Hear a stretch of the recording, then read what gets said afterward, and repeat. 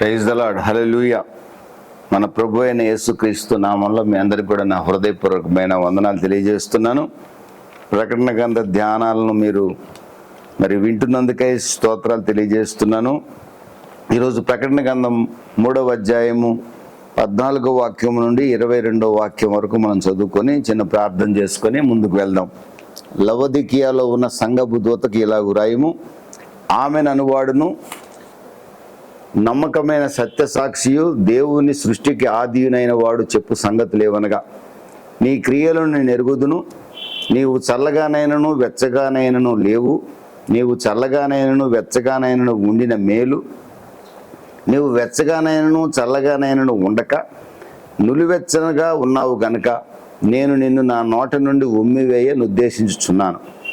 నీవు దౌర్భాగ్యుడువును, దిక్కుమాలిన వాడవును, దరిద్రుడువును, గుడ్డివాడవును, దిగంబరుడువునై ఉన్నావని ఎరుగక, నేను ధనవంతుడను, ధనవృద్ధి చేసి ఉన్నాను, నాకేమీ కొదవ లేదని చెప్పుకొనుచున్నావు. నీవు ధనవృద్ధి చేసుకున్నట్లు అగ్నిలో పుటం వేయబడిన బంగారమును, నీ దిశముల సిగ్గు కనబడకుండానట్లు ధరించుకున్నట్టుకు తెల్లని వస్త్రములను, నీకు దృష్టి కలుగునట్టు నీ కన్నులకు కాటుకను నా యొద్ద కొనుమని నీకు బుద్ధి చెప్పుచున్నాను. నేను ప్రేమించు వారిని అందరినీ గద్దించి శిక్షించున్నాను కనుక నీవు ఆసక్తి కలిగి మారు మనసు నందుము. ఇదిగో, నేను తలుపునొద్ద నిలవబడి తట్టుచున్నాను. ఎవడైనా నా స్వరం విని తలుపు తీసిన ఎడల నేను అతని యొద్దకు వచ్చి అతనితో నేనును, నాతో కూడా అతడును భోజనము చేయుదుము. నేను జయించి నా తండ్రితో కూడా ఆయన సింహాసనం మందు కూర్చుండున్న ప్రకారము జయించు అని నాతో కూడా నా సింహాసనం మందు కూర్చుండనిచ్చెదను. సంఘములతో ఆత్మ చెప్పుచున్న మాట చెవి గలవాడు వినుగాక. దేవునికి మహిమ కలుగును గాక. చిన్న ప్రార్థన నేను చేస్తాను. మహాపరిశుద్ధుడా, నీకు స్తోత్రం నాయన. తండ్రి, ప్రకటన గ్రంథ ధ్యానాల్లో భాగంగా 6 సంఘాలను గూర్చి ఇప్పటి వరకు మీరు మాట్లాడారు. 7వ సంఘమైన లవొదికీయ సంఘములో రాయబడిన అంశాలను బట్టి ఈ రోజున మీరు మాతో మాట్లాడబోతున్నందుకే స్తోత్రాలు చెల్లిస్తున్నాం. నాయన, నా తండ్రి, ఈ సంఘాన్ని గూర్చి ప్రభువా, నాయన ఇంత కఠినముగా నా ప్రభువా నాయన ఏ సంఘాన్ని గూర్చి కూడా మీరు మాట్లాడలేదు తండ్రి. మీరు ఉమ్మి వేయను ఉద్దేశించుచున్నాను అంటున్నారు తండ్రి. ప్రభువా, దిక్కులేని వాడువు, దరిద్రుడు, దౌర్భాగ్యుడువు అయి ఉన్నావు అని అంటున్నారు తండ్రి. ప్రభువా, మీరు అన్నారు అంటే సత్యము ప్రభువా, ఎందుకంటే మీరు అంతరింద్రియములను పరిశీలించగలిగిన దేవుడు. నా తండ్రి, మా ఆలోచన పుట్టక మునిపి ఎరిగిన దేవుడు. ఆ సంఘములో నా తండ్రి ఎటువంటి పరిస్థితి ఉందో మీకు బాగా తెలుసు కనుకనే మీరు రాశారు. ఈ రోజున మా బ్రతుకులో కూడా, నా బ్రతుకులో కూడా ఎలాంటి పరిస్థితి ఉందో మీకు తెలుసు. అందుకే మీరు ఈరోజు నాతో కూడా మాట్లాడుతున్నారు. సరిచేసుకునే భాగ్యం దయచేయమని, మీ సన్నిధి మాకు తోడు గుంచమని యేసు నామములో అడుగుచున్నాను తండ్రి. ఆమేన్, ఆమేన్. ప్రియమైన దేవుని బిడ్డలారా, లవొదికీయ సంఘము దేవునికి అయిష్టమైన సంఘంగా చెప్పవచ్చు. దేవుడు ఆ సంఘాన్ని మీరు రాయబడిన మాటలో గనక మనం చూసినట్లయితే 17వ వాక్యంలో 3:17లో నేను నిన్ను నా నోట నుండి ఉమ్మివేయను ఉద్దేశించుచున్నాను అంటున్నాడు. అంత కఠినమైన పదాన్ని అక్కడ వాడాడు. నేను అనుకున్నాను ఉమ్మివేస్తామనుకుంటున్నాను అంటున్నాడు కదా, ఉమ్మి వేశాడా అని చూస్తే మరలా ఆయన ఎంత కనికరం గల దేవుడు అంటేనండి, పరిశుద్ధ గ్రంథమే కనికరాన్ని, ప్రేమను, కృపను, దయను తెలియజేస్తుందండి. ఆయన వాత్సల్య పూర్ణుడు. Is the father of compassion. కనికరమునకు తండ్రి ఆయన, కనికరము గల తండ్రి ఆయన. దేవుని స్తోత్రం కలుగును కాక. నేను ప్రేమించు వారిని అందరినీ గద్దించి శిక్షించున్నాను. నువ్వంటే నాకు చాలా ఇష్టం, నేను నిన్ను ప్రేమిస్తున్నాను. నీకు అర్థం కావట్లా. నీకు అర్థం కాక నువ్వు ఎలా దిగజారిపోయావంటే భక్తిలో శక్తిని ఆశ్రయించకుండా లోకంతో రాజీ పడిపోవటం మాత్రమే కాకుండా చచ్చిన సంఘమన్నా పాతి పెట్టచ్చు, కానీ నువ్వు చచ్చిందానివి కాదు, బతికిందానివి కాదు. అటు ఇటు కాని స్థితిలో నువ్వు ఉన్నావు. అయినా సరే నేను ప్రేమించకుండా ఉండలేకపోతున్నాను. కారణం గాడ్ ఈజ్ లవ్. నేను ప్రేమ స్వరూపి, నేను ఉన్నాను. ఒక మాట చెప్తాను, వింటావా? అంటున్నాడు. నీవు ఆసక్తి కలిగి మారు మనసు పొందు అంటున్నాడండి. నువ్వు ఇప్పుడు ఏ స్థితిలో ఉన్నావంటే నీ వీపు నాకు చూపిస్తున్నావు. నువ్వేం చేయాలంటే నీ ముఖాన్ని నాకు చూపించాలి. ఇకనైనా ఇంకా ఘోరమైన సంగతి ఏంటి తెలుసండి? 20వ వాక్యంలో, నేను తలుపు యొద్ద నిలిచుండి తట్టుచున్నాను, ఎవడైనా నా స్వరం వీని తలుపు తీస్తే నేను వస్తా. ప్రభు ఎక్కడుండాలండి? సంఘం ఎవరిది? కొలసీలకు రాసిన పత్రిక 1వ అధ్యాయంలో రాయబడినట్లుగా 18వ వాక్యంలో, సంఘమునకు శిరస్సు ఎవరండి? క్రీస్తు. సంఘం అంటే ఏమిటండి? క్రీస్తు శరీరం అనే సంఘం. సంఘమేమో క్రీస్తు శరీరం. సంఘానికి శిరస్సు ఎవరంటే అండి? క్రీస్తు. మరి క్రీస్తు ఎక్కడ ఉండాలండి? శరీరం ఎక్కడ ఉండాలి? సంఘం లోపల ఉండాలి. శిరస్సు ఎక్కడ ఉండాలి? సంఘముకి హెడ్గా ఉండాలి. అలాంటి క్రీస్తు లవదీకీయ సంఘం విషయంలో చూస్తే ఎక్కడ ఉన్నాడట? సంఘం లోపల లేడు, సంఘము బయట ఉన్నాడు. మరి ఆ సంఘం ఎవరి సంఘం? క్రీస్తు సంఘం కాదు. కానీ అందరి చేతిలో బైబిల్ ఉన్నాయి. వాళ్ళు మేము క్రీస్తు సంఘస్థులం అంటున్నారు, దేవుని బిడ్డలం అంటున్నారు, పరలోక రాజ్యం మాదే అంటున్నారు, పరలోకమే నా సింహాసనం అని పాట పాడుతున్నారు. కానీ క్రీస్తు ఎక్కడున్నాడు? సంఘం వెలుపల ఉన్నాడు. అంత దౌర్భాగ్యమైన దిక్కుమాలిన సంఘముగా లవదీకీయ సంఘాన్ని ప్రభు పిలుస్తున్నాడు. ఇక్కడ ఏమంటాడు తెలుసా? నేను తలుపు తడుచున్నాను. యేసు ప్రభువుని ఎక్కడ పెట్టింది? సంఘం బయట పెట్టింది, తలుపు బయట పెట్టింది. మనుషులందరూ లోపల యేసు ప్రభువులాగా కనపరచబడుతున్నారు. కాపర్లు కనపరచబడుతున్నారు, సంఘ పెద్దలు కనపరచబడుతున్నారు, విశ్వాసులు కనపరచబడుతున్నారు, దండలు వేసుకుంటున్నారు, చప్పట్లు కొట్టుకుంటున్నారు. యేసు ప్రభు సంఘంలో లేడు. నువ్వు కనుక మారు మనసు పొందితే, నేను బయట ఉన్నా కూడా నన్ను ఇప్పటిదాకా ఒక పాట ఉంది, ఆంధ్ర క్రైస్తవ కీర్తన, ఒక కీర్తన ఉంది, ఎంతసేపు నిలువబెట్టి ఏడ్పింతూరు అతని. యేసుప్రభుని వెలుపల నిలబెట్టి ఏడిపిస్తున్నారంట. మన సంఘంలో దుష్టకార్యాలు చూసి యేసుప్రభు బయటికి వెళ్ళిపోయి ఏడుస్తాడంట, ఉండలేక లోపల. అందుకని భక్తుడు రాస్తున్నాడు, ఎంతసేపు నిలువబెట్టి ఏడ్పింతూరతని అంటున్నాడు. ఎంతసేపు నిలబెట్టి ఏడిపిస్తావు లవదీకీయ సంఘమా నన్ను? నువ్వు గనక ఆసక్తి కలిగి మారు మనసు పొందితే, నేను త్వరగా రాబోతున్నాను, నేను రాకముందే నువ్వు మారు మనసు పొందితే, నా స్వరం విని తలుపు తీసిన ఎడల నేను అతని యొద్దకు వచ్చి, ఎవరైతే తలుపు తీస్తారో అతని దగ్గరికి, అతనితో నేనును నాతో కూడా అతడును భోజనం చేయుదుము. తలుపు తెరవడానికి మార్గం ఏమి లేదు. నీ బలము, నీ డబ్బు, నీ పాటలు, నీ చప్పట్లు, ఏమండి, నీ తెల్ల రాతితో పాల రాతితో కట్టిన సంఘం ఇదిగా తలుపు తీయటానికి. తలుపు తీయటానికి ఒకటే మార్గం, నీ హృదయపు తలుపు తీ. దానికి ఒకటే మార్గం, మారు మనసు పొందు. నువ్వు చేసిన దరిద్రత దౌర్భాగ్యాన్ని అంతా ఒప్పుకొని మారు మనసు పొందు. ఎంత ఘోర పాపిని క్షమించే దేవుడిని అంటున్నాడు. దేవుని స్తోత్రం కలుగును గాక. ఈ సంఘానికి రాసిన ఉత్తరాన్ని చదివినప్పుడు నేను బాధపడ్డాను. నేను నా జీవితంలో ప్రభువుని ఎప్పుడన్నా బయట ఉంచానా? ఎస్, ఉంచానేమో, ఉంచాను కూడా. ఈ యొక్క వాక్యాన్ని చదివిన తర్వాత ఇంకా నా జీవితంలో ఒక్క సెకండ్ కూడా ప్రభువుని ఎప్పుడు నేను బయట ఉంచకూడదు. ప్రభు ఎప్పుడు నా గుండెల్లోనే ఉండాలి, నేను వెళ్ళే స్థలంలో ఉండాలి, నేను మాట్లాడే సంఘంలో ఉండాలి. ఈ రోజున మీరు వింటున్న మీ హృదయాల్లో ప్రభువు నివాసం చేయాలని ఒక సేవకుడిగా నేను కోరుకుంటున్నాను. దేవుని స్తోత్రం కలుగును గాక. ప్రియమైన దేవుని బిడ్డలారా, చర్చి హిస్టరీ ప్రకారంగా 1950వ సంవత్సరం క్రీస్తు శకం నుండి ఇప్పటి వరకు అంటే ఎప్పటి వరకు అంటే ప్రభువు రాకడ వరకు ఉన్న సంఘ లక్షణాలన్నీ కూడా లవదీకీయ సంఘంలో ఉన్నట్లుగా బైబిల్ పండితులు అభిప్రాయపడుతున్నారు. ఈ 1950 తర్వాత ఏర్పడిన సంఘాలన్నిటిలో కూడా లవదీకీయ సంఘ లక్షణాలు ఎక్కువ కనబడుతున్నాయి. అంటే ఇప్పుడు భక్తిలోని శక్తిని ఆశ్రయించేవారు లేరు. తిమోతికి రాసిన 2వ పత్రిక 3వ అధ్యాయంలో ఒక మాట నేను ఒకసారి మనం చూసినట్టు, తిమోతికి రాసిన 2వ పత్రిక 3వ అధ్యాయము 5వ వాక్యం, పైకి భక్తి గల వారి వలె ఉండి దాని శక్తిని ఆశ్రయించని వారై ఉంటారు.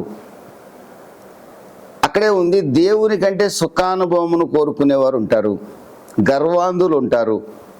ఏమండి, పైకి భక్తి గల వారి వలె ఉంటారు, అతి ద్వేషులు ఉంటారు, సజ్జన ద్వేషులు ఉంటారు, తల్లిదండ్రులకు అవిధేయులు ఉంటారు, కృతజ్ఞత లేని వారు ఉంటారు, అపవిత్రులు ఉంటారు, అనురాగరహితులు ఉంటారు, ద్రోహులు, మూర్ఖులు, గర్వాంధులు. ఈ లక్షణాలన్నీ ఎప్పుడుంటాయో తెలుసండి? అంత్య దినాల్లో అపాయకరమైన కాలాలు.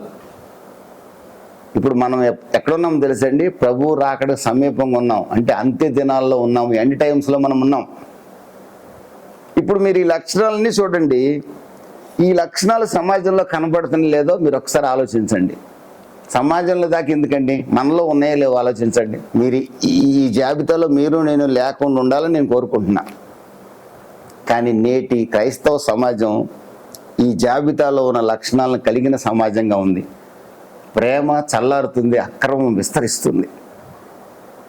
లౌదికీయ సంఘం కూడా ఎలాంటి లక్షణాలు కలిగి ఉందండి.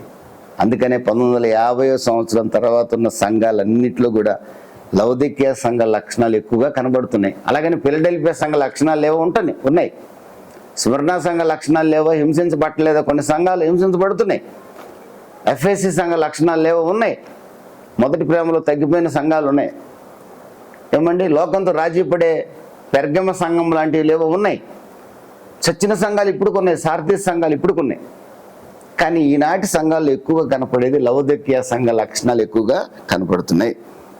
ప్రియమైన దేవుని బిడ్డలారా, ఈ లౌదికీయ గురించిన కొన్ని విషయాలు మనం చూస్తే, లవోడేషియా ఇంగ్లీష్లో, లావోస్ అంటే ప్రజలు, డేషియా అంటే తీర్పు, అంటే ప్రజలే తీర్పరులు, అంటే మెజారిటీ పీపుల్ అభిప్రాయాన్ని పరిగణనలోకి తీసుకోవటం అనేది లవోదికీయ పేరులోనే ఉంది. అంటే అక్కడ పీపుల్ జడ్జిమెంట్కి ఎక్కువ ఇంపార్టెన్స్ ఇస్తారు. డెమోక్రసీ, ప్రజలే న్యాయ నిర్ణేతలు, ప్రజలే తీర్పరులు. ఈనాటి క్రైస్తవ సంఘాల్లో చూడండి, సత్యం ఉందని సత్యము అసత్యము పక్కన పడేయండి.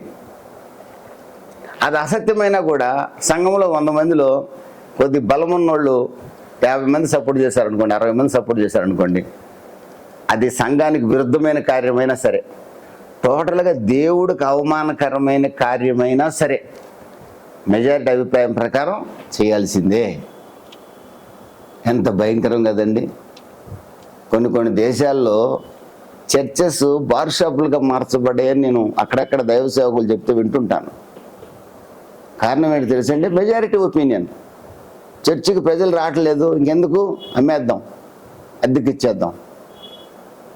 నా ప్రియమైన దేవుని బిడ్డలు, ఈ రోజున సంఘాలలో దేవుడు దుఃఖపడే కార్యాలు, దేవుడు సంఘానికి వెలుపల నిలిచి తలుపు తట్టుకునే దౌర్భాగ్య స్థితి ఈ రోజునకి కారణం ఏంటి తెలుసండి? సంఘములో దేవుని ఆలోచన మనుషులు తీసుకోవట్లా. దేవుని శిరస్సైన క్రీస్తులో నుంచి ఆలోచన సేవకుడు తీసుకోవట్లా. సేవకుడు ప్రార్థన చేసి మోకరించి ప్రభువా ఏం చెప్పమంటావు అని అడిగి సేవకుడు సంఘానికి చెప్పట్లా. అతనికి ఏ ఆలోచన వస్తే ఆలోచన చెప్పేస్తున్నాడు, ఏదంటే చెప్పేస్తున్నాడు. పొగిడే మాటలు చెప్పదు ఒకసారి, సంఘాన్ని తిట్టే మాటలు అంటాడు ఒకసారి. ప్రభు దగ్గర నుంచి వచ్చిన వాక్యం చెప్పట్లేదండి ఈ రోజున. దానివల్ల ఏమవుతుంది? గందరగోళం. ప్రియమైన దేవుని బిడ్డలారా, శిరస్సులో నుంచి ఆలోచన తీసుకునే సేవకులు, విశ్వాసులు తక్కువైపోయారు కనుక మెజారిటీ అభిప్రాయాలే పరిగణలోకి తీసుకొని చాలా సందర్భాల్లో దేవుణ్ణి దుఃఖపరుస్తున్నారు. చాలా పెద్ద పెద్ద సంఘాలు అనబడేవారు కూడా. చిన్న సంఘాలు కూడా తక్కువేం కాదండి. అక్కడ 10 మంది ఉండరు, 10 రాజకీయాలు ఉంటాయి. అంటే ప్రజలదే నిర్ణయాధికారం, దేవుడి నిర్ణయాధికారాన్ని ఎప్పుడో వదిలిపెట్టేశారు. అందుకే ఈనాటి సంఘాలన్నీ లవోదికీయ పేరుకు తగిన సంఘాలుగా ఉన్నట్లుగా చూడవచ్చు. లవోదికీయ పట్టణంలో కూడా వ్యాపారం, చాలా పెద్ద వ్యాపారం ఉండేది. అక్కడ బ్యాంకింగ్ ఇండస్ట్రీ ఎక్కువ, బ్యాంకుల పరిశ్రమ బాగా విస్తరించింది ఆ రోజుల్లోనే. బ్లాక్ వూల్, నల్ల ఉన్నితో కోట్లు తయారు చేస్తారు. అది చాలా గ్లాసీ వూల్ అన్నమాట. చాలా నాణ్యతగా ఉంటుంది, చుట్టానికి చాలా అందంగా ఉంటుంది, ఎక్కువ ఖరీదు కలిగింది కూడా. బ్లాక్ వూల్ ఇండస్ట్రీ ఎక్కువ అక్కడ. అంతేకాకుండా ఈ లవోదికీయాలో మెడికల్ స్కూల్, ఆ రోజుల్లోనే మెడికల్ స్కూల్ ఉండేదట, పెద్ద వైద్య కళాశాల ఉండేదట. అక్కడ కంటి జబ్బులకి ఆయింట్మెంట్ తయారు చేసేవాళ్ళట. ప్రపంచంలో కంటి జబ్బులకి ఈ 1వ శతాబ్దంలోనే ఆయింట్మెంట్ తయారు చేసిన పట్టణం ఏదైనా ఉందంటే లవోదికీయ పట్టణం. అక్కడ ఒక మెడికల్ స్కూలు, అక్కడ డాక్టర్స్, నర్సెస్ రకరకాలుగా ఉండేవాళ్ళు. ప్రియమైన దేవుని బిడ్డలారా, పారిశ్రామికంగా అభివృద్ధి చెందిన పట్టణం, చాలా ధనికమైన పట్టణం. బంగారం, విస్తారమైన బంగారం ఉండేదట అక్కడ. వారికి విస్తారమైన బంగారం ఉండేది. రేస్ కోర్సులు ఉండేవి, థియేటర్స్ ఉండేవి. ఈ పట్టణానికి లవదికియా అనే పేరు ఎలా వచ్చింది అనే దాన్ని ఒకసారి చూస్తే, యాంటియోకస్ ద సెకండ్ 261 నుంచి 246 వరకు పరిపాలించాడు. సిరియా రాజు అంటే గ్రీకు సామ్రాజ్యం చెందినవాడే. 261 నుంచి 246 వరకు పరిపాలించాడు అంతియోకస్ ద సెకండ్ అనే అతను. 253 బీసీలో భార్యకు విడాకులు ఇచ్చాడు. విడాకులు ఇచ్చి ఏం చేశాడు అతను? మరొక ఆమెను చేసుకున్నాడు. ఆమె పేరు బెర్నీకే అంటారు తెలుగులో, బెర్నిస్ ది సెకండ్. ఈమె ఎవరంటే ఈజిప్ట్ రాజకుమార్తె. ఎవరికి విడాకులు ఇచ్చేసుకున్నాడు తెలుసండి? లవోడేషియా అనే ఆమెకు విడాకులు ఇచ్చేసుకున్నాడు.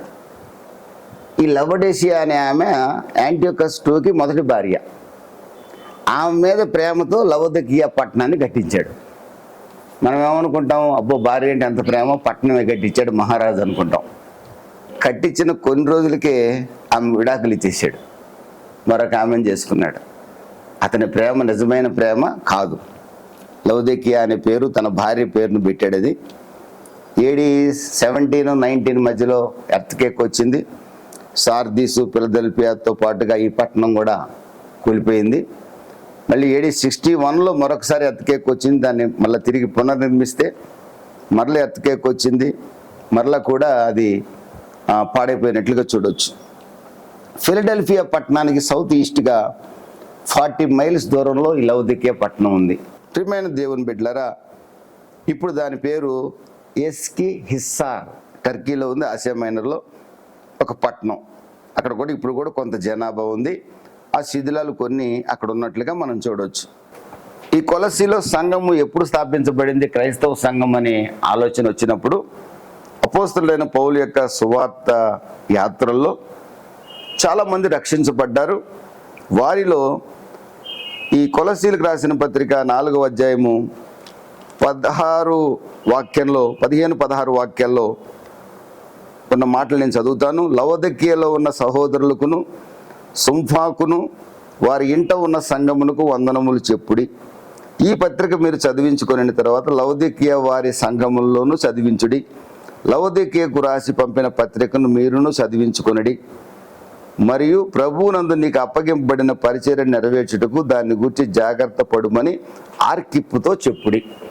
ప్రియమైన దేవుని బిడ్డలారా, లవోదికియా సంఘానికి ఒక ఉత్తరం రాశాడు పౌలు గారు. కానీ ఆ ఉత్తరం బైబిల్లో లేదు. ఈ కొలసీ సంఘానికి రాస్తూ అంటున్నాడు, లవోదికియా కూడా ఒక ఉత్తరం రాశాను, దాన్ని కూడా మీరు చదువుకోండి అని కొలసీ సంఘానికి రాస్తున్నాడు. దానిని బట్టి ఈ పౌలు గారి యొక్క సువార్త ప్రయాణాల్లో సుంఫాన్ అనే ఒక వ్యక్తి రక్షించబడ్డట్టుగా అతని ఇంట్లో ఉన్న సంఘమే లవోదికియా సంఘముగా భావించవచ్చు. ప్రియమైన దేవుని బిడ్డలారా, మరి ఈ లవోదికియా సంఘాన్ని గూర్చి కనుక మనం ధ్యానం చేసినట్లయితే ఇది లూక్వామ్ చర్చ్ అని కూడా అంటారు. నులివెచ్చని సంఘం అంటారు దీన్ని. నులివెచ్చని సంఘము. It's not at all A faithful church. నమ్మకమైన సంఘము కానే కాదు, నులివెచ్చని సంఘం. మరి ప్రభు ఏమని పరిచయం చేసుకున్నాడు ఆ సంఘానికి? మనం ఉత్తరం రాసేటప్పుడు ప్రకటన గ్రంథంలో మొట్టమొదటి శాల్యుటేషన్, తను తాను పరిచయం చేసుకుంటాడు ప్రభు. ఎలా పరిచయం చేసుకుంటున్నాడు లవోదికియా సంఘానికి అని చూస్తే, ఆమె ననువాడును నమ్మకమైన సత్యసాక్షియు దేవుని దృష్టికి ఆధీనైన వాడు చెప్పు సంగతులేమనగా. మొట్టమొదటిది ఆమె ననువాడు. దేవునికి స్తోత్రం కలుగును గాక. మన ప్రభు యొక్క పేరు ఆమెన్. మొట్టమొదటి విషయాన్ని కనుక మనం చూసినట్లయితే ఆమె ననువాడును నమ్మకమైన సత్యసాక్షి. ప్రియమైన దేవుని బిడ్డలారా, మన దేవుడు ఆమె ననువాడు.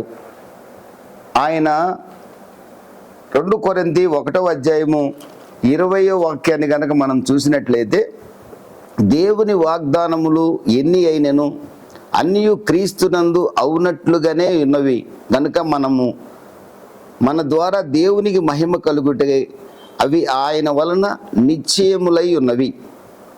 మీతో కూడా క్రీస్తునందు నిలిచినట్లుగా మమ్మను స్థిరపరిచి అభిషేకించిన వాడు దేవుడే. 19వ వాక్యంలో రాయబడిన మాట ఏంటంటే, మీలో ప్రకటింపబడిన దేవుని కుమారుడు యేసుక్రీస్తు అవునని చెప్పి కాదను వాడై ఉండలేదు కానీ ఆయన అవునై ఉన్నవాడై ఉన్నాడు. అవునను వాడై ఉన్నాడు. ఆయన అవునని చెప్పి కాదను వాడై ఉండలేదు కానీ 19వ వాక్యంలో ఆయన అవునను వాడై ఉన్నాడు. అంటే అవునను వాడు అంటే ఆమెన్ అనువాడై ఉన్నాడు. దేవునికి స్తోత్రం కలుగును గాక. మన దేవుడి పేరు ఏంటంటే ఆమెన్ అనే దేవుడు. Hour God is amen God. Amen అంటే అర్థం ఏంటంటే ఇంగ్లీష్లో సో బీ ఇట్, అగునుగాక, తదాస్తు, సంస్కృతంలో తదాస్తు, జరుగునుగాక. మన దేవుడు ఎవరు అంటే ఆమెన్ అనే దేవుడు. ఆయన చేసిన వాగ్దానాలన్నీ కూడా అవును ఆమెన్ అంటే దాని అర్థం ఏంటంటే ఆయన చెప్పింది చేస్తాడు అని అర్థం. ఆమెన్ దేవుడు అంటే అర్థం ఏంటంటే చెప్పింది చేసే దేవుడు. నేను ఏదైతే వాగ్దానం చేశానో దాన్ని తప్పనిసరిగా నెరవేర్చే దేవుడిని. రెండవదిగా ఆయన అంటున్నాడు నమ్మకమైన సత్య సాక్షి అని పరిచయం చేసుకుంటున్నాడు. మన ప్రభు అయిన యేసుక్రీస్తు సత్యవంతుడు. మీ గతంలో కూడా మనం నేర్చుకున్నాం. హెబ్రీ 6:18 రాయబడిన ఒక మాట చూస్తే, ఆయన అబద్ధమాడ నేరడు. హీ కాంట్ లై. ఆయన అబద్ధమాడ నేరని దేవుడు. యోహాను 14:6లో ఆయన సత్యము, ఆయనే మార్గము. నిజము పలుకు సాక్షి మనుషులను రక్షించును, అబద్ధములాడువాడు వట్టి మోసగాడు. మన ప్రభు ఎవరంటే నిజము పలుకు సాక్షి.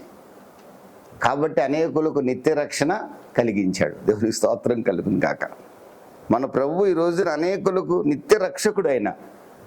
ఎందుకని ఆయన అబద్ధం ఆడేవాడైతే అనేకులు రక్షణ ఇవ్వలేడు. అనేకులకి కాదు, ఒక్కడికి కూడా ఇవ్వలేడు. ఆయన అబద్ధం ఆడని వాడు గనుకనే అనేకులకు నిత్య రక్షణ ఇవ్వగలుగుతున్నాడు. దేవునికి స్తోత్రం కలుగును గాక. మొట్టమొదటిది ఆమెన్ అనువాడు. ఆమెన్ అనువాడంటే నేను ఏదైతే మాట చెప్పానో దాన్ని నెరవేర్చేవాడిని. నేను అవుననేవాడిని. అవును అన్నానంటే చేసి తీరుతాను.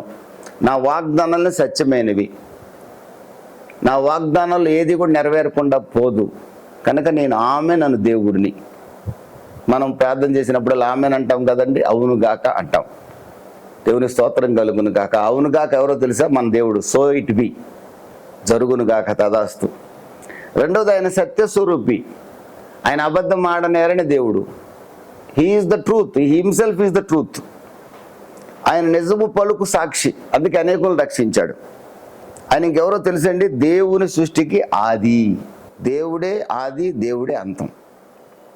యోహాను 1:1-2-3 వాక్యాల్లో రాయబడిన మాట, కలిగి ఉన్నదంతయు ఆయన మూలమునే కలిగెను, కలిగినది ఏది ఆయన లేకుండా కలగలేదు.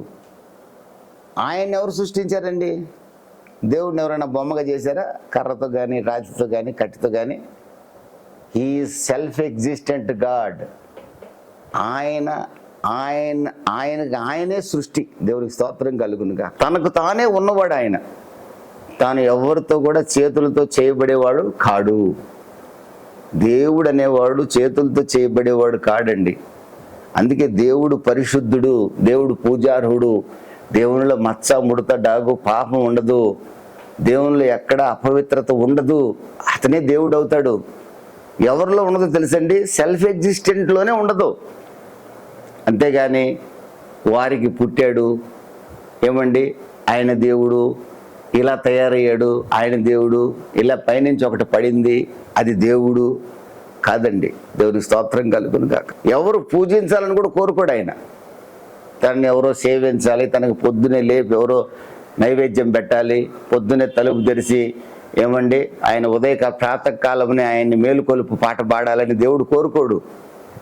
ఆయన కొనుకడు, నిద్రపోడు. దేవుడు అంటే అఖిలాండ కోటి బ్రహ్మాండ తేజుడండి. వసింప శక్యము కాని తేజస్సులో అమరుడైన వాడు, అమరత్వంలో ఉన్నవాడు. మనం చిన్న చిన్న వస్తువుల్ని, చిన్న చిన్న వాటిని దేవుళ్ళని పూజించడం ఎంత శోచనీయం, ఎంత బాధాకరం అండి. ఆయన సృష్టిలో సృష్టించబడిన ప్రియమైన దేవుని బిడ్డలరా, యోబు గ్రంథం 38వ అధ్యాయంలో భూమికి పునాదులు వేసిన వాడిని నేను అంటున్నాడు. నాసికారంధ్రాల్లో జీవవాయువు కలిగిన నరుడిని సృష్టించాను నేను. ఆ నరుడు తయారు చేసిన ప్రతిమని దేవుడిగా మీరు పూజిస్తున్నారు. ఎంత బాధాకరం. మనుషుల యొక్కయు, పశువుల యొక్కయు, చతుష్పాద జంతువుల యొక్క ప్రతిమలను విగ్రహాలుగా మార్చి దేవుళ్ళుగా మార్చి మీరు పూజిస్తున్నారు. దేవుడి విలువ ఆకాశానికి తెలుసండి, అంతరిక్షానికి తెలుసండి. దేవుడి విలువ సృష్టికి తెలుసు, కానీ సృష్టింపబడిన మనుషునికి తెలియకపోవడం శోచనీయం, బాధాకరం. ప్రియమైన దేవుని బిడ్డలారా, తను పరిచయం చేసుకుంటూ లవొదికయ సంఘంతో, ఆ తర్వాత ఆయన లవొదికయ సంఘంలో ఉన్న లోపాలు చూపిస్తున్నాడు. లవొదికయ సంఘాన్ని కండెమ్ చేస్తున్నాడు, కండెమ్నేషన్. నీ క్రియలను నేను ఎరుగుదును, 15వ వాక్యం 3:15. నీవు చల్లగానైనను వెచ్చగానైనా లేవు, నీవు చల్లగానైనా వెచ్చగానైనా ఉండిన మేలు, నువ్వు వెచ్చగానైనా చల్లగానైనా ఉండక నులివెచ్చగా ఉన్నావు గనుక నేను నా నోట నుండి ఉమ్మివేయను ఉద్దేశించుచున్నాను. ప్రియమైన దేవుని బిడ్డలారా, ఈ లవొదికయ సంఘానికి ముందున్న సంఘము ఫిలదెల్ఫియా సంఘం. ఇది లిటిల్ చర్చే కానీ ఉన్న శక్తి కొంచెమైనది, కానీ విశ్వాసంలో బలమైన సంఘం. దానికంటే ముందున్న సంఘము సార్దీస్ సంఘము డెడ్ చర్చ్. డెడ్ చర్చ్ అంటే డెడ్ చర్చికి డెడ్ చర్చ్ తర్వాత నీతిగల సంఘం ఫిలదెల్ఫియా సంఘం. నీతిగల సంఘంతో వచ్చిన సంఘం ఉంది చూడండి. ఈ సంఘము ఎలాంటి సంఘం అంటే నులివెచ్చని స్థితిలో ఉన్న సంఘము, చెడిపోయిన సంఘం. ఇది చచ్చిన సంఘం కాదు, బ్రతికిన సంఘం కాదు, చెడిపోయిన సంఘం. దీనికి వాడాల్సిన పదం అదే, చెడిపోయిన సంఘం అని వాడాలి. ప్రియమైన దేవుని బిడ్డలారా, ఇది మనుషుల్ని ఘనపరిచే సంఘం, దేవునికి ఘనతనిచ్చే సంఘము కాదు. ఏమండి, మనుషులే సంఘంలో పెద్దలే కీర్తించబడతారు. యేసుప్రభు వచ్చినా గుర్తించలేరు, అసలు యేసుప్రభుని రానివ్వరు లోపలికి. ఎందుకంటే మనుషులు కనపరచబడే చోట యేసుప్రభు ఉండలేడు. యేసుప్రభు ఎక్కడుంటాడో తెలుసండి? స్తుతుల సింహాసనం మీద ఆసీనుడై ఉంటాడు. ఇశ్రాయేలు స్తుతుల మీద నేను ఆసీనుడైనే ఉన్నానని ప్రభు చెప్తున్నాడు. ఇశ్రాయేలు స్తుతులు ఎక్కడుంటాయో అక్కడ దేవుడు ఆసీనుడై ఉంటాడు. సంఘములో దేవుడిని స్తుతించకుండా ఆయన అంత గొప్పోడు, ఈయన ఎంత గొప్పోడు, ఈయనకి ఎంత శాలరీ, ఈయనకి ఎంతమంది పిల్లలు, ఈయనకి ఎంత పెద్ద ఇల్లు ఉంది, దేవుడు గొప్పగా ఆశీర్వదించాడు, ఈయన మన ప్రెసిడెంట్గా ఉండటం మనకి ఎంతో అదృష్టం అని ఆయన్ని పొగిడే సంఘాల్లో, మనుషుల్ని పొగిడే సంఘాల్లో దేవునికి స్తుతి సింహాసనం ఎక్కడేస్తున్నాం మనం? ఆ సింహాసనం మీద ప్రభు ఎక్కడ కూర్చుంటున్నాడు? అందుకే లవొదికయ సంఘం లాంటి సంఘాల్లో ప్రభు బయట ఉండి తలుపు కొడుతున్నాడు, మారు మనసు పొందండిరా అని. సంఘంలో లేడు. కారణం దేవుని స్తుతి లేదు అక్కడ, మనుషులకు మాత్రమే ఘనత ఉంది అక్కడ. ప్రియమైన దేవుని బిడ్డలారా, చల్లని నీరు ఉంది, చల్లని నీరు తాగుతాం, వెచ్చని నీరు కూడా కొంచెం తాగే అవకాశం ఉంటుంది. ఒకవేళ మనకి ఎవరన్నా టీ ఇచ్చారనుకోండి, చల్లగా ఉందని వెంటనే చెప్పేస్తాం. వెచ్చగా ఉందనుకోండి, బాగా వేడిగా ఉందని చెప్తాం. నులివెచ్చని స్థితి తెలియదు మనకి, నోటి దగ్గర కప్పు పెట్టుకునే తాకు కూడా తెలియదు. చల్లగా కానీ వెచ్చగా ఉంటే కప్పు పట్టుకుంటే అర్థమైపోద్ది మనకి. నులివెచ్చని స్థితి ఎంత ప్రమాదకరం అంటే నటిస్తుంది అన్నమాట. మనకు నోటిలోకి వెళ్ళిన తర్వాత అప్పుడు అర్థమైంది, ఊసేస్తాం మనం. ఇలాంటి స్థితిలో లవొదికయ సంఘం ఉంది. అది ఈనాటి సంఘానికి సాదృశ్యంగా మనం చెప్పొచ్చు. ఎందుకు ప్రభు యొక్క చల్లని నీరు వెచ్చని నీరు అనే పదాలు వాడాడంటే, కొలసి సంఘం ఉంది అక్కడ. ఆ కొలసి అనే ప్రాంతంలో చల్లని నీటి బుగ్గలు ఉన్నాయి. అక్కడ హీరాపోలిస్ అనే ప్రాంతంలో వేడి నీరు బుగ్గలు ఉన్నాయి. అక్కడ వేడి నీరే ఉంటుంది. అక్కడ విచిత్రం ఏంటంటే లవొదికయ ప్రాంతంలో నీరే లేదు. ఇది నీరు లేని పట్టణం, ఈ పట్టణం. కానీ వీళ్ళ దగ్గర ధనం ఉంది, బంగారం ఉంది, ఏమండి బ్లాక్ పూల్ ఇండస్ట్రీ ఉంది, బాగా ధనవంతులు, ధనవృద్ధి చేసుకున్నారు, ధనం ఉందనే గర్వం ఎక్కువ వీళ్ళకి. వీళ్ళు ఏం చేశారంటే కొలసి వాళ్ళని అడిగి చల్లని నీరు పైపులు వేశారు. ఎక్కడి వరకు? లవొదికయ వరకు. హీరాపోలిస్ వారిని అడిగి వేడి నీరు పైపులు వేశారు. ఈ రెండు నీళ్ళు వచ్చి ఒక చోట కలుస్తాయి మధ్యలో.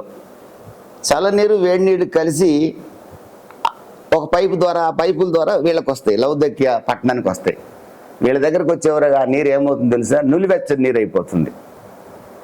ప్రభు లవొదికయ సంఘాన్ని ఆ విధంగా పోలుస్తున్నాడు.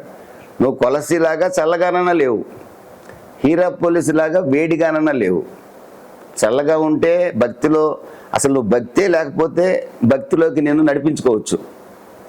వేడిగా ఉన్నావు అనుకో, భక్తిలో ఉన్నావు కాబట్టి ఇంక నేనేం చెప్పవసరంలా నీకు. అటు భక్తిలో లేకుండా లేవు, భక్తిలో తీవ్రంగా లేవు, నువ్వు ఏ రకంగా ఉన్నావంటే చెడిపోయిన సంఘంగా ఉన్నావు. భక్తిలో ఉన్నానని నటిస్తున్నావు, భక్తిలో లేని లక్షణాలు నీ దగ్గర ఉన్నాయి. నులివెచ్చని స్థితి అన్నమాట. ఇది చాలా ప్రమాదకరమైన స్థితి. రక్షణ లేని స్థితి ఏమో చల్లని నీరు సూచిస్తుంది, వేడి నీరేమో ఆత్మలో తీవ్రతను సూచిస్తుంది. నులివెచ్చని స్థితి ఏమో ఏమండి, చచ్చిన వారు కాదు, బతికిన వారు కాదు, వీళ్ళు ప్రభువుని అవమానపరిచేవారు అని అర్థం నులివెచ్చని స్థితి. ప్రియమైన దేవుని బిడ్డలారా, రోమీలకు రాసిన పత్రిక 2వ అధ్యాయం 24వ వాక్యంలో బైబిల్ అంటుంది, మీ వల్లనే కదా నా నామం అన్యజనుల మధ్యలో అవమానాల పాలవుతుంది అంటుంది. ఈ నులివెచ్చని భక్తిలో ఉన్నవారి వల్లనే యేసు నామం అవమానాల పాలవుతుంది. వీళ్ళు మేము భక్తులం కాదని బైబిల్ వదిలేస్తారా? వదలరు.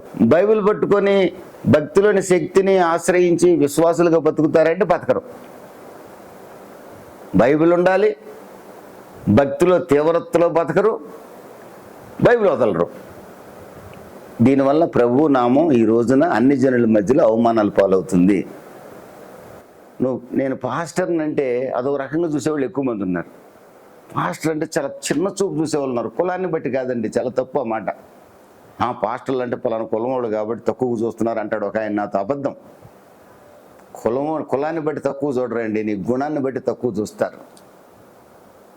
ఏ కులం వాడు తక్కువడు కాదండి. ప్రతి కులంలో గుణవంతులు ఉంటారు.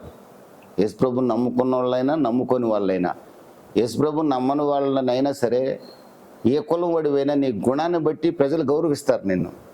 ఈ రోజున ప్రతి ఒక్కడు పాస్టర్లు అంటే అందరూ తేలికైపోయింది, మేము పలానా కులం వాళ్ళం కాబట్టి. తప్పుడు మాట. నువ్వు పాస్టర్ అయినందుకు తేలిగ్గాల, నువ్వు చేసే పనులను బట్టి తేలికయ్యావు. నువ్వు చేయకపోవచ్చు ఆ పని, నీలాంటి పాస్టర్లు చేసే పనుల వల్ల తేలికైపోయావు. ఒకసారి ఆలోచించండి, క్రైస్తవ సమాజం అవమానాలు పాల్గొనడానికి మనమే కదా కారణం. లవొదికయ సంఘంతో ప్రభువు చెప్తున్నాడు, నువ్వు చచ్చిపోయి లేవు, బ్రతికి లేవు, అవమానకరమైన బతుకుతున్నావు. ఎవరికి అవమానం? నాకు అవమానం తెస్తున్నావు అంటున్నాడు. అపోస్తలుల కార్యాలు 5వ అధ్యాయంలో అననీయ సప్పీరాలు ఉన్నారు. ఏమండి, అననీయ సప్పీరాలు భక్తిలో తీవ్రంగా లేచారు పేతురు యొక్క మాటలు విని. సడన్గా ఏమైందో, భక్తిని సంపూర్ణంగా వదిలేసేయచ్చు కదా. డబ్బు కావాలనుకున్నారు, సంపూర్ణంగా వదిలేయండి భక్తిని. అసలు డబ్బు కావాలని ప్రభు అడిగాడా? మేమే పొలం అమ్మాలనుకున్నాం, ఇవ్వాలనుకున్నాం, తీర్మానం చేసుకున్నారు. ఇస్తే ఇచ్చి ఉండొచ్చు. ఇవ్వకపోతే తీర్మానం చేసాం కానీ అయ్యా మేము ఇవ్వలేకపోతున్నాం, మాకు కొన్ని అవసరాలు ఉన్నాయని చెప్పి ఉండొచ్చు. కానీ ఏమయ్యారు? మిడిల్లోకి వచ్చారు. ఇంతకే అమ్మారా అంటే ఇంతకే అమ్మాము మేము అన్నారండి. అంటే చచ్చిన వాళ్ళు కాదు, బతికిన వాళ్ళు కాదు, మధ్య రకం. అంటే భక్తిని అమ్ముకునే వాళ్ళుగా తయారయ్యారు. ప్రియమైన దేవుని బిడ్డలారా, వెంటనే వారు మరణించినట్లుగా మనం చూడగలం. కానీ నిలువెచ్చని స్థితిలో ఉంటే, ఇదిగో ఈ లవొదికయ సంఘంతో చెప్పాడే, దౌర్భాగ్యుడా, దిక్కులేనివాడా, దరిద్రుడా, గుడ్డివాడా, అలాంటి మాటలు మన అంటాడు ఆయన. మనం ఆ మాటలు అనిపించుకోవాల్సిన స్థితి ఏర్పడుతుంది. ఎంత బాధాకరం అండి. యేసుక్రీస్తు ఈ మాటలు మనల్ని అనటానికి రక్తాన్ని చెందించాడు. ఆయన ఎంత అమూల్యమైన రక్తాన్ని చెందించాడు.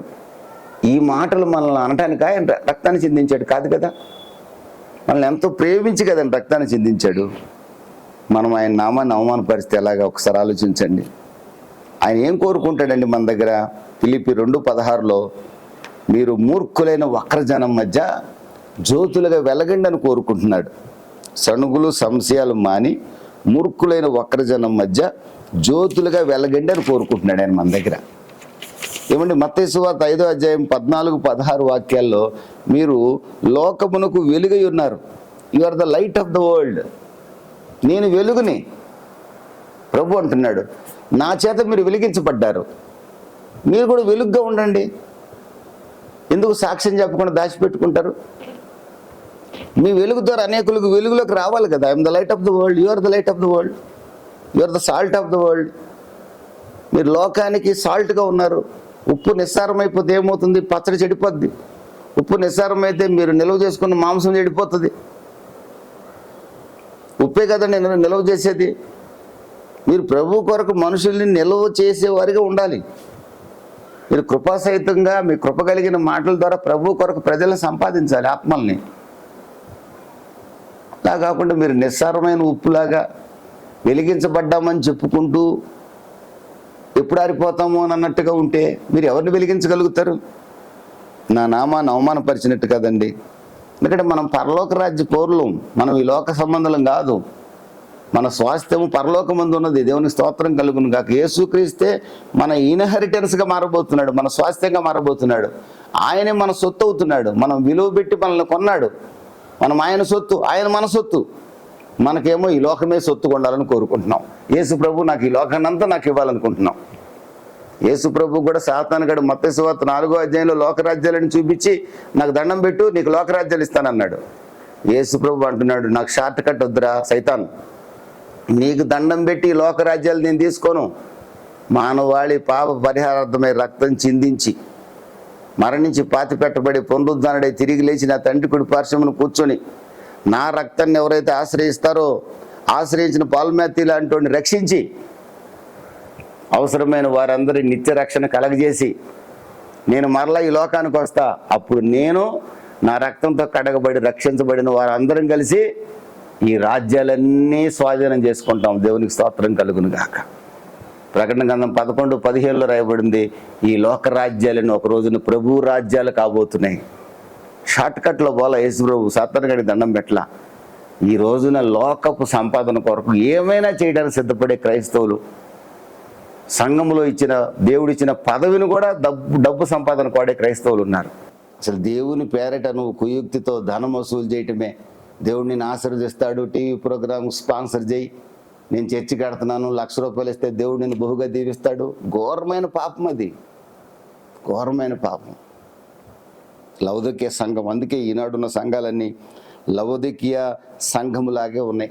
బైబిల్ చెప్తుంది మనం శ్రమలు సహించి దేవుని రాజ్యంలో చేరాలని. అపోస్తలుల కార్యాలు 14:22లో, మత్తయి సువార్త 24వ అధ్యాయము 9-10 వాక్యాల్లో, అనేకులు మిమ్మల్ని బలాత్కారంగా పట్టుకుంటారు, హింసిస్తారు, మీరు ద్వేషింపబడతారు అని బైబిల్ చెప్తుంటే ఆశీర్వాదం ఆశీర్వాదం ఆశీర్వాదం అని బోధ ఎక్కువైపోయింది. 100కి 100 సంఘాలు ఆశీర్వాదాన్ని బోధిస్తున్నాయి. క్రైస్తవం అంటే ఆశీర్వాదమేనండి? దిగొచ్చేస్తుందా? అమెరికన్ ప్రెసిడెంట్ మీ ఇంటి ముందుకు వచ్చేస్తాడు నువ్వు ప్రార్థన చేస్తే? ఏమండి నువ్వు అనుకున్నాడు ప్రధానమంత్రి అయిపోతాడా? నువ్వు ముఖ్యమంత్రి అయిపోతావా? నువ్వు ప్రార్థన చేస్తే జరిగిపోతాయి అన్నీ? ఎలా జరుగుతాయండి? మరి అడుక్కు తిని గజ్జి కురుపులు గోక్కున్న లాజరు సంగతి ఏంటి? ప్రార్థన చేస్తే ధనవంతుడి సొమ్మంతా ఆయనకి రావాలి కదా, రాలేదే. భార్య చేత దూషించబడిన యోబు సంగతి ఏంటి? ఏమంటే యోసేపు ఫరో సింహాసనానికి వెళ్ళాడని చెప్తావు, కానీ యోసేపు పడిన కష్టాలేంటి? యోసేపు పడిన కష్టాలు ఏంటండి? పౌలు గారు మంచి పోరాటం పోరాడు, నీతి కిరీటం నా కొరకు ఉంచబడింది. ఏం పోరాడాడు? ఎన్ని శ్రమలు పడ్డాడు? కోటీశ్వరుడు, గుడారాలు కుట్టుకున్న వ్యాపారస్తుడు, తండ్రి కోటీశ్వరుడు, తండ్రి పిచ్చోడు అనుకున్నాడు పౌల్ని. ఎన్ని శ్రమలు పడ్డాడు? ఆశీర్వాదం ఆశీర్వాదం, దిగొస్తుంది. చెరసాల్లో వేయబడిన యాకోబు శిరఛేదనం చేయబడ్డాడు, చెరసాల్లో వేయబడిన పేతురు విడిపించబడ్డాడు, చెరసాల్లో వేయబడిన పౌలు విడిపించబడ్డాడు. ఆ తర్వాత అదే పౌలు మళ్ళీ శిరఛేదనం చేయబడ్డాడు.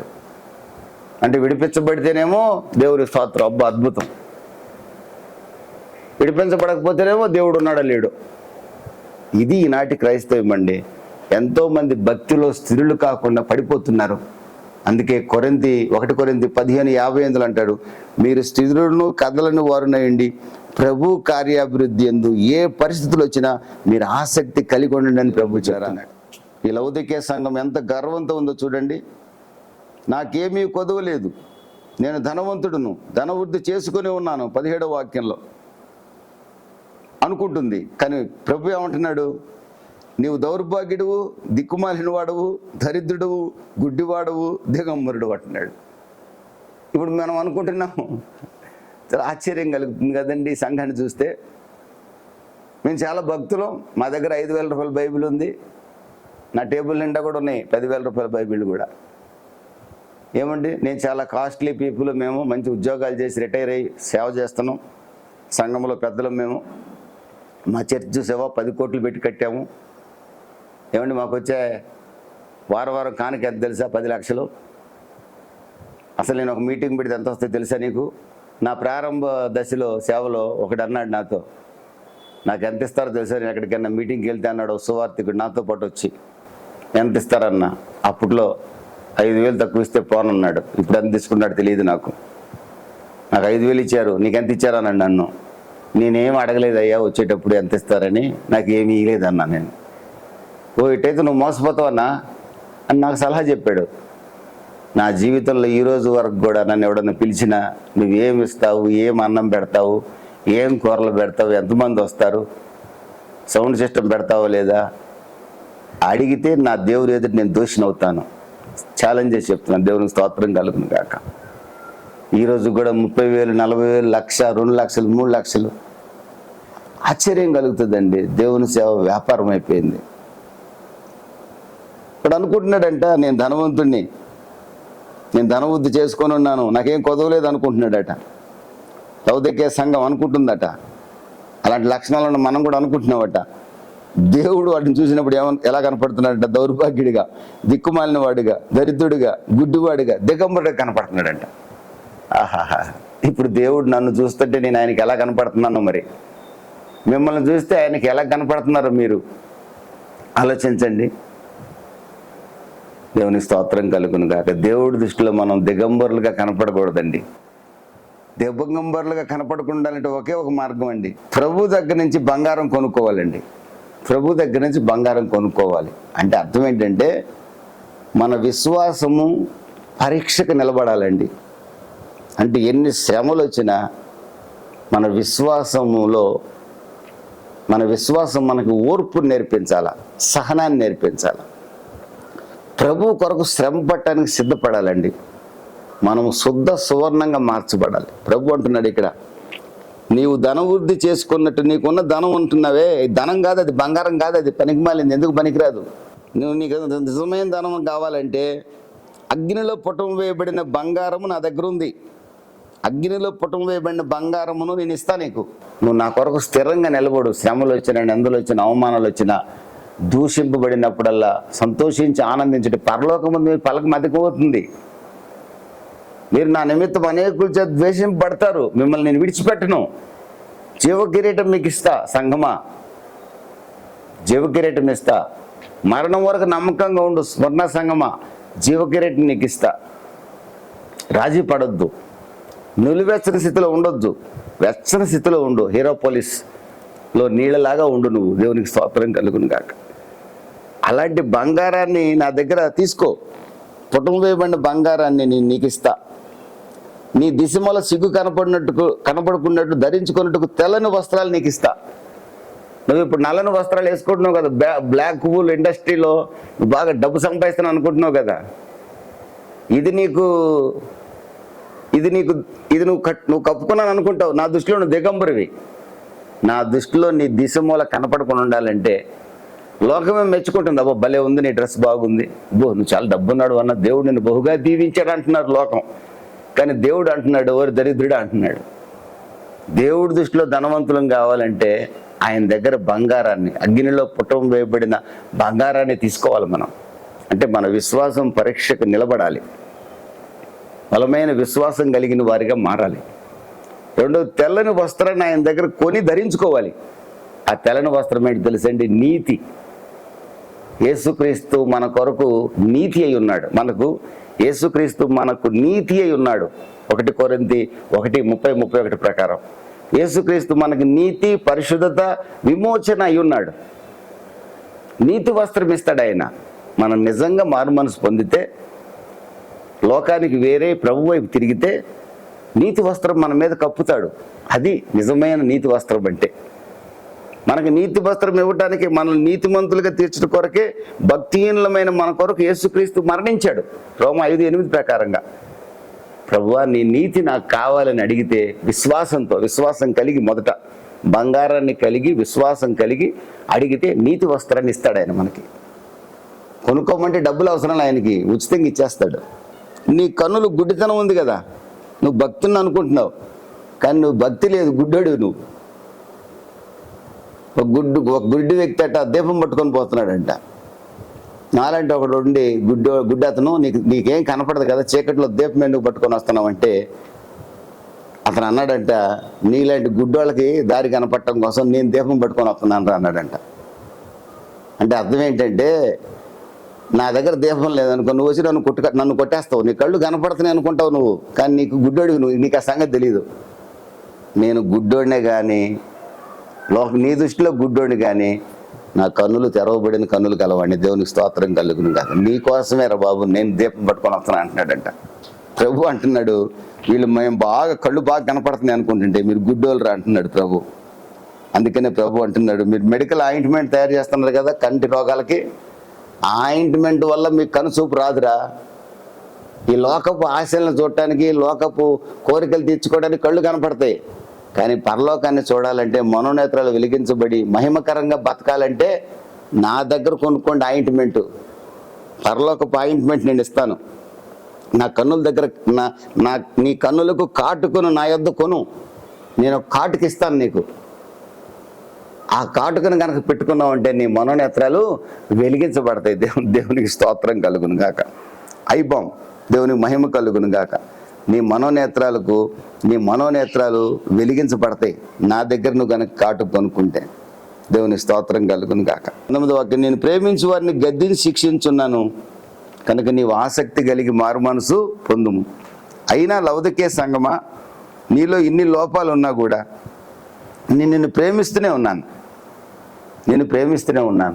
నువ్వు ఆసక్తి కలిగి మారు మనసు పొందు. ఇప్పటికైనా సరే నీకు ఇన్ని చెడు లక్షణాలు ఉన్నా నేను నిన్ను ప్రేమిస్తున్నా, నేను మరవజాలను. ఎఫ్రాయిము, నేను నిన్ను మరవజాలను అంటున్నాడు బైబిల్లో.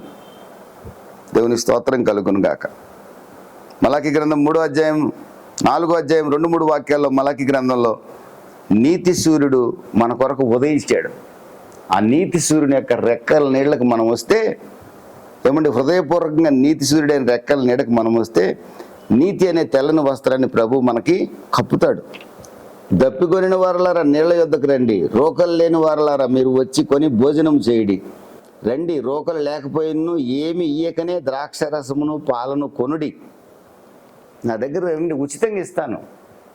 అపరాధముల చేత పాపముల చేత చచ్చిన మనల్ని ఉచితంగా రక్షించాడు. కృప ద్వారా రక్షణ కలిగించాడు. ఎఫెసీ 2:7 ప్రకారం కృపను బహుమానంగా మనకి ఇచ్చాడు, రక్షణ బహుమానంగా ఇచ్చాడు. దేవునికి స్తోత్రం కలుగును గాక. ఉచితంగా బుద్ధిగంత నివాసులారా నా వైపు చూసి రక్షణ పొందండి అంటున్నాడు. అందుకే ప్రభు హెచ్చరిస్తున్నాడు, నా దగ్గర తెల్లని వస్త్రాలు కొనుక్కో, నీ మనోనేత్రాలు వెలిగించబడినట్లుగా కాటుకు కొనుక్కో. అప్పుడు నీకు ఏది మంచో ఏది చెడో అర్థమవుతుంది.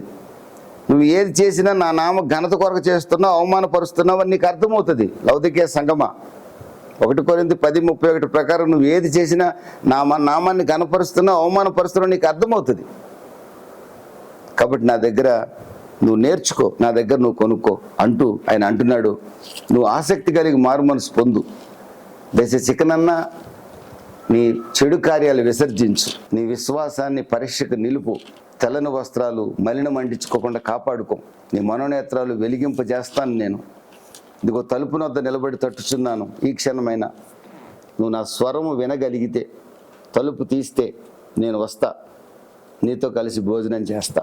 శరీరాశ నేత్రాశ జీవపు డబ్బాన్ని 1 యోహాను 2:14-15 రాయబడినట్లుగా జయిస్తే, నేను జయించాను కనుక, శోధింపబడి కూడా నేను పాపం చేయలేదు కనుక నేను జయించాను, నా తండ్రితో కూడా నా సింహాసనంలో కూర్చొని ఉన్నాను. 21వ వాక్యం 3:21లో మీరు కూడా జయించిన వారైతే మీరు తలుపు తీయండి, నేను వచ్చి భోజనం చేస్తా, మిమ్మల్ని జయించే వారిగా చేస్తా నేను.